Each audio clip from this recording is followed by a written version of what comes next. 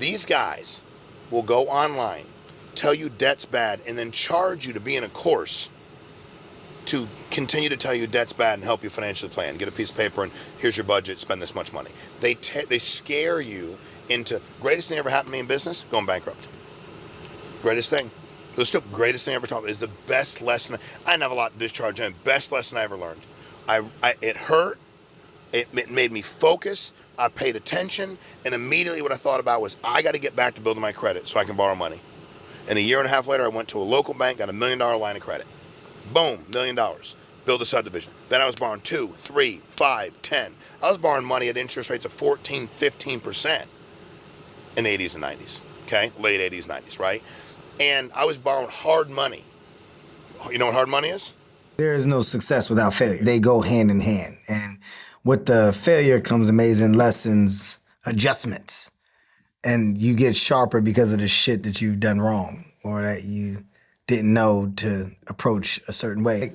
Let's keep everyone, reminded you had started and failed 2 ventures before this even took place, correct?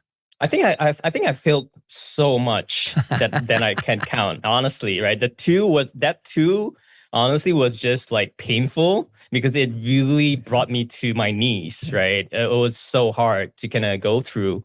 But I guess that's part of life, right? I mean, entrepreneurship, it's never easy, right? Something that I always say in my sharings, like, in Asia, we kind of say like, you really need to be hustling so hard.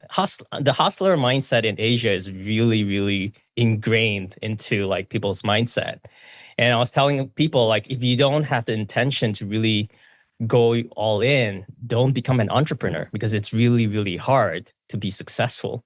Big picture. Another piece of advice is you have to just keep going. You're going to fail. You're going to have to get back up, right? I failed at probably 15, 20 different businesses before I built 2 that were super successful. Well, thanks for coming on the channel. As an entrepreneur where you're getting started, I think even as seasoned entrepreneur, you can ask any of these magnets and around the world, and there is always some sort of, self-doubt. But I think with time, you understand that being an entrepreneur is taking a lot of losses and then just hitting a few home runs, right? Yeah, I think it might take a long time. Yeah, it might take a long time. But that's what, going back to Gary Vee, that's a lot of what he preaches is precisely that. It's like, it can be scary, but with tenacity and by grinding and sticking to it, you can pull through and you can achieve, you can accomplish.